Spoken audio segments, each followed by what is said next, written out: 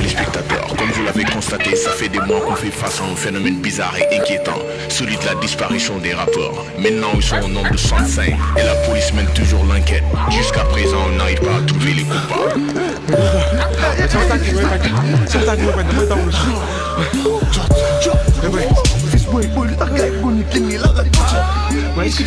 suñu rab yi cool yi nekk mooy ci gox ci politique bi ku nekk ñu jëm nañ naan ni est-ce que du ma dugg quoi dañ dellu dem fay boy waaye dee benn yoon dañ dellu dem boy mais dañ dellu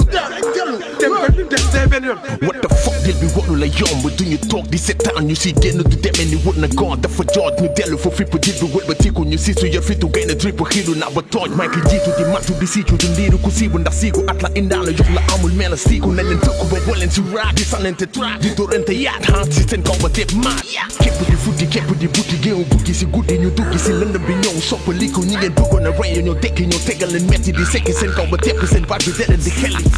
wala bobook ngi la ñu fofook duñu daw di làqu ci benn loxo daal di fa toog jàpp ñu duñu néew a doole duñu ceere di xoole foog ñu dëpp xeex yi ku ñu jàpp daañu la yoole foog ñu jàpp ci au moins benn ñaar na ko rey fees ndell lekk ba bi fees dell parce que mu rees yóbbaale kub mu gudd ba mel ni sekiloon yi léegi maa ngi génn di wëri ji kuma kii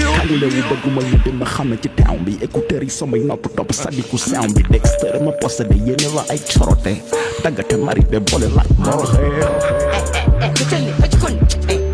tegal nday sa tànk xoolal da ngeen foogoon ne affaire day yem si ay couvre-feu non di leen yóbbu police xam nga fii du central dañ leen di jàddal fii si àll